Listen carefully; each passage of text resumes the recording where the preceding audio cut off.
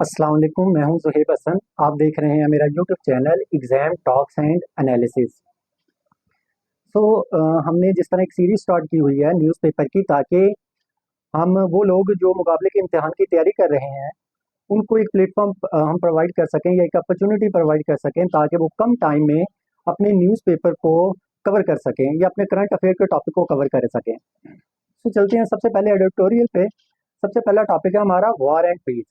तो जिस तरह टॉपिक से ही वाज़ी है कि ये टॉपिक हमारा पाकिस्तान और भारत के दरमियान जो हालिया कशीदगी है उसके बारे में बेसिकली है। तो दोस्तों, एक चीज़ हमेशा ज़िंदगी में याद रखें कि जंग एक ऐसी चीज़ है, अगर कोई भी इंसान बेवकूफ़ी की वजह से जंग लड़ता है तो जंग उसकी बेवकूफ़ी की कीमत ज़रूर उससे अदा करवाती है।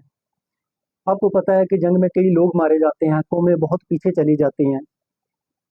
वो पैसे जो जो तालीम पे, सेहत पे, लोगों की बेहतरी के लिए, उनको रोज़गार प्रोवाइड करने के लिए खर्च होने चाहिए थे, वो पैसे हम जंगों में लगा देते हैं और जंगों का कोई ख़ास फ़ायदा भी नहीं होता, क्योंकि आजकल जिस तरह टेक्नोलॉजी का दौर है, सवाए तबाही के और कुछ मिलता भी नहीं है। इसलिए राइटर बेसिकली ये कहना चाहता है कि पाकिस्तान और इंडिया को, दोनों को मिल के बैठ के इन मसलों को हल करना चाहिए, बजाय इसके कि जंगी जारियत की तरफ जाना चाहिए। ख़ास तौर पे इंडिया, जिस तरह आपको पता है कि इंडिया हुकूमत और जो उसकी जो उसका मीडिया है, वो तो ख़ास तौर पर जंग को हवा देने की तरफ तुला हुआ है।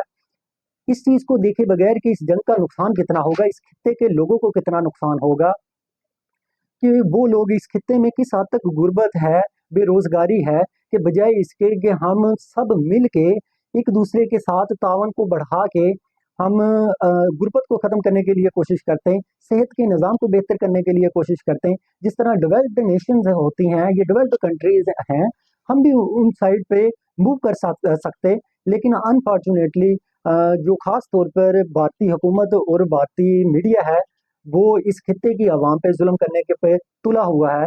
इसलिए अब दोनों हुकूमत को चाहिए, ताकि अवाम दिल से इन सब का शुक्रिया अदा कर सके कि ये दोनों लोग मिल के बैठ के टेबल टॉक्स के ज़रिए फिर मसले का हल करें। आपको पता है कि पाकिस्तान और इंडिया की इससे पहले भी जंग हुई है और भी दुनिया में कितनी जंगें हो चुकी हैं।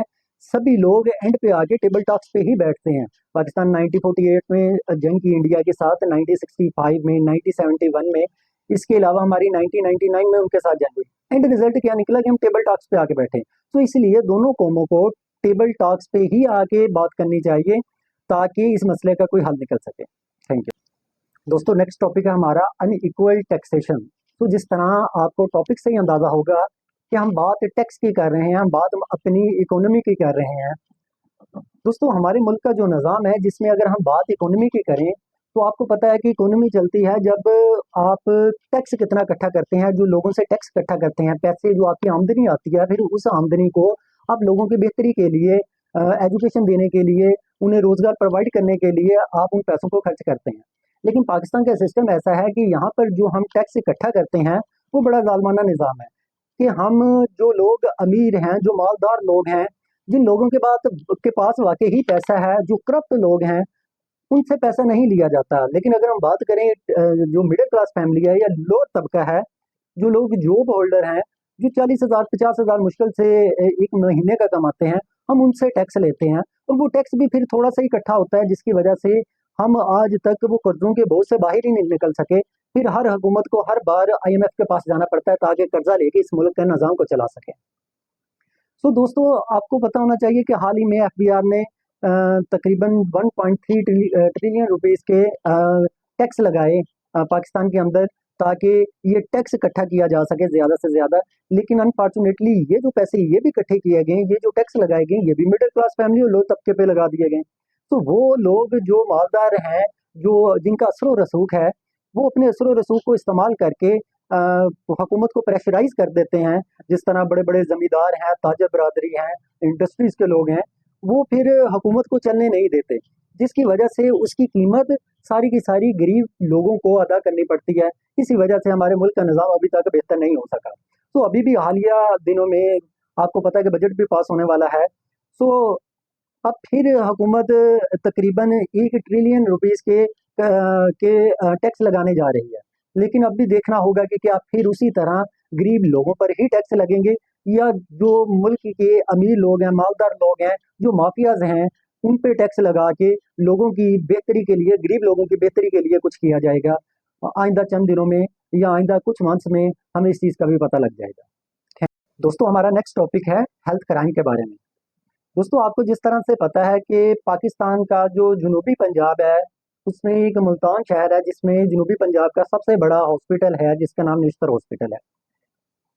वहाँ पर 2024 के अंदर एक हौलनाक वाकया पेश आता है कि एक एक एक पेशेंट वहाँ पे आता है जिसको HIV वायरस जिसे हम कहते हैं, एड्स की बीमारी बेसिकली जिसकी वजह से लगती है, वो एड्स की बीमारी उस पर्सन को लगी हुई थी। अब इंतज़ामिया की गफलत की वजह से वो बीमारी, वो वायरस वहाँ से फैल के तकरीबन 30 लोगों को लग गया।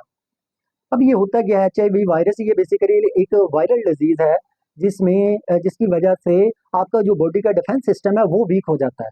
वो जब आपका डिफेंस सिस्टम वीक हो जाता है तो बाहर से अगर कोई भी बीमारी हमला करती है, माइक्रो ऑर्गेनिजम्स आते हैं, तो हमारी बॉडी का जो डिफेंस सिस्टम है ना, जो नेचुरल डिफेंस सिस्टम है जिसने उसके खिलाफ लड़ना होता है, वो लड़ नहीं पाता क्योंकि डिफेंस सिस्टम बहुत वीक हो जाता है। ये हमारे डिफेंस सिस्टम को किल कर देता है। इस वजह से जो काफ़ी ज़्यादा लोगों की डेथ हो जाती है। अब हुआ क्या कि उस निश्तर हॉस्पिटल के अंदर एक पर्सन को ये बीमारी थी, और ये जो बीमारी फैलती है ये बेसिकली जो ब्लड के ज़रिए आपकी ये बीमारी आगे फैल जाती है। अगर फॉर एग्जांपल जो औज़ार अस्पतालों में यूज़ किए जा रहे हैं, अगर आप उनको प्रॉपर तरीके से साफ़ नहीं करते, तो वो फिर जब नए पेशेंट्स पे वही औज़ारों का इस्तेमाल करते हैं, तो ब्लड्स के में जो जरासीम होते हैं वो आगे ट्रांसफ़र हो जाते हैं। इस तरह से तकरीबन 30 लोगों में वो जरासीम ट्रांसफ़र हो गए। हुकूमत पंजाब ने इस पे कमेटी बनाई ताकि पता लगे कि इसके ज़िम्मेदार कौन है। उस कमेटी ने उस ज़िम्मेदारों का पता किया और इंतज़ामिया जो वहाँ की थी उसको उस कमेटी ने कहा कि ये बेसिकली इसके ज़िम्मेदार हैं। उनके खिलाफ एक्शन भी लिया गया, उनको नौकरियों से निकाल दिया गया, उनकी तनज़्ज़ुली कर दी गई। लेकिन दोस्तों बात ये है कि ये सिर्फ़ एक हॉस्पिटल तो एक एग्ज़ाम्पल है। इसके अलावा भी और कई हॉस्पिटल है। इवन के 2022 के अंदर उसी निश्तर हॉस्पिटल के अंदर आपको पता होना चाहिए कि वहाँ पे उस हॉस्पिटल की छत पे तकरीबन 4 जली हुई लाशें मिली। तो इसका मतलब कि वहाँ पे निगरानी किस तरह से की जा रही है, चेक एंड बैलेंस नहीं है। इसी तरह लोगों की जो मरीज़ होते हैं उन्हें बेसिकली एक मशीन समझ के ट्रीट किया जाता है। उन्हें इंसानियत के नाते वहाँ पे हॉस्पिटलों में नहीं ट्रीट किया जाता। और एक चीज़ और देखें कि पाकिस्तान में जो अस्पतालों का निज़ाम है, ये तकरीबन एक डॉक्टर तकरीबन 1400 पेशेंट्स को देखता है। एवरेज अगर मैं बात करूँ, ये हमारी आबादी के हिसाब से एक डॉक्टर 1400 मरीजों के लिए 1400 बंदों के लिए एक डॉक्टर अवेलेबल है। तो अगर मैं इस तरह बात करूँ तो पाकिस्तान में अगर इस रीजन की बात करें तो हमारे जो हेल्थ में जो बजट भी है वो भी बहुत कम बजट एलोकेट किया जाता है इस चीज़ के लिए। तो अगर हुकूमत वाकई ही संजीदा है कि अपने अस्पतालों के निज़ाम को बेहतर करना है ताकि वो लोग जो प्राइवेट हॉस्पिटलों में अच्छा इलाज नहीं करवा सकते, तो हुकूमत को हॉस्पिटल्स में रिफॉर्म्स करने की ज़रूरत है, बजट ज़्यादा बढ़ाने की ज़रूरत है, अपना चेक एंड बैलेंस स्ट्रॉन्ग करने की ज़रूरत है, निगरानी को बढ़ाने की ज़रूरत है ताकि जो लोग इस तरह की बेकायदगियाँ करते हैं उन पे जो कानूनी शिकंजा है उसे सख्त किया जा सके। दोस्तों हमारा नेक्स्ट टॉपिक है time for a SAARC summit. दोस्तों ये सार्क एक ऑर्गेनाइजेशन है जिसका मतलब है South Asian association for regional corporation. ये 1985 के अंदर ये ऑर्गेनाइजेशन बनती है जिसका मकसद ये होता है कि इस खित्ते के अंदर अमन कायम किया जा सके, कंट्रीज के दरमियान रिलेशन को इम्प्रूव किया जा सके और तजारत को बढ़ाया जा सके, और हमारी ट्रेड में जो इश्यूज आते हैं, जो बैरियर्स होते हैं, ट्रेड बैरियर्स जिन्हें हम कहते हैं, उन बैरियर्स को रिमूव किया जा सके। इसमें तकरीबन 8 ममालिक थे इस ऑर्गेनाइजेशन के अंदर। जो हमारे इस जनूबी एशिया के ममालिक हैं वो शामिल है, जिसमें पाकिस्तान, इंडिया, अफगानिस्तान, बांग्लादेश और इसके अलावा दूसरे ममालिक शामिल हैं। लेकिन दोस्तों होता यह है कि 2016 के अंदर इंडिया इस सार्क समिट की जो पाकिस्तान में मुनक्कद होनी थी उसका बाइकआउट कर देता है, और 2016 से लेके अब तक इसकी कोई समिट नहीं हो सकी। हालांकि ये एक ऑर्गेनाइजेशन है जिसकी मदद से इस खित्ते में, जनूबी एशिया में बहुत सी गुर्बत है, उस गुर्बत को दूर करने के लिए हम इस ऑर्गेनाइजेशन का फ़ायदा उठा सकते हैं। कंट्रीज़ आपस में रिलेशन इम्प्रूव कर सकती हैं, आपस में तजारत को बढ़ा सकती हैं। तो बजाय इसके कि ये काम होता, हमने इस तरह की ऑर्गेनाइजेशंस को भी सियासत की नज़र कर दिया। खसूसी तौर पे मैं बात भारत की कर रहा हूँ कि जिसने अपने पॉलिटिकली फ़ायदा उठाने के लिए, अपनी सियासत को चमकाने के लिए ये जो एक अदारा था इसको भी सियासत की नज़र कर दिया। अब टाइम शायद बदलता जा रहा है। अब शायद कि एक होप की जा रही है कि सार्क की समिट बुलाई जाएगी, उसकी वजह ये है कि जो अफ़गानिस्तान में हुकूमत है, आपको पता है कि वो भी तालिबान की दोबारा हुकूमत आ गई है, और अफ़गानिस्तान में भी हसीना वाजिद जो पहले वहाँ की हुक्मरान थी, उसका भी तख्ता उलट दिया गया। अब वहाँ पे भी नई क़यादत है, तो उम्मीद की जा सकती है कि दोबारा से इसकी समिट बुलाई जाएगी और इस खित्ते के लोगों पर एक एहसान किया जाएगा, ताकि शायद कि एक उम्मीद की किरण निकले और इस समिट के ज़रिए या इस ऑर्गेनाइज़ेशन के ज़रिए लोगों की बेहतरी के लिए कुछ किया जा सके।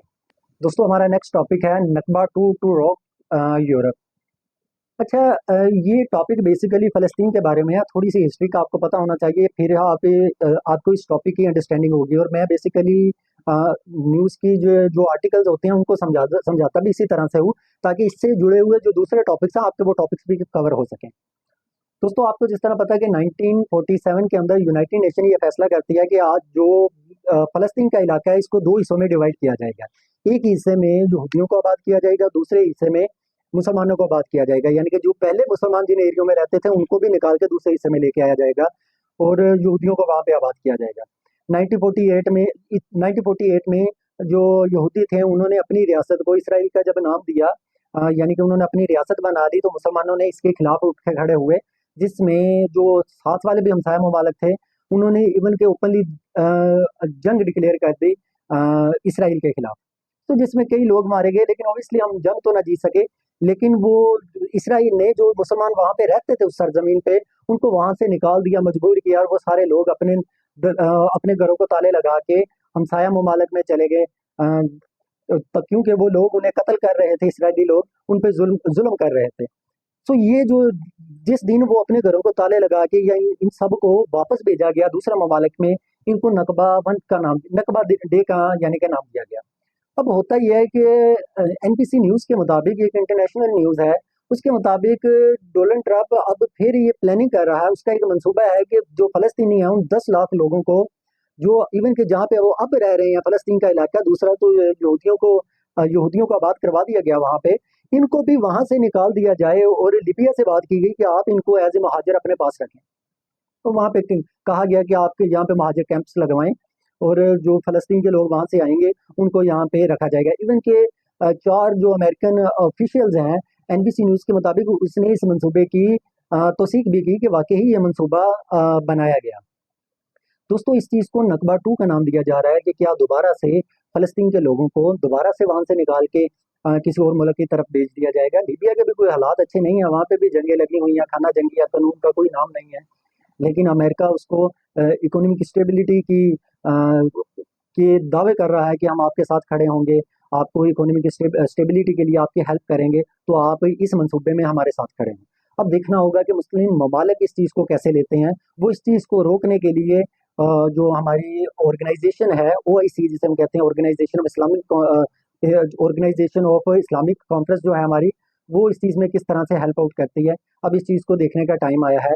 सारे मुसलमान ममालिक को कम से कम इस पे बहुत क्लियर स्ट्रेटेजी होनी चाहिए कि हमने जो ओआईसी भी बनाई थी, उसका जो पहला मेन पर्पस था वो यही था कि हमने फ़लस्तीन को डिफेंड करना है, हमने वहाँ के मुसलमान को प्रोटेक्ट करना है, उसके खिलाफ तमाम मुसलमानों को एक प्लेटफॉर्म पे जमा करना है। अब देखने का टाइम है कि सब मुसलमान मिलके क्या करते हैं। Thank you.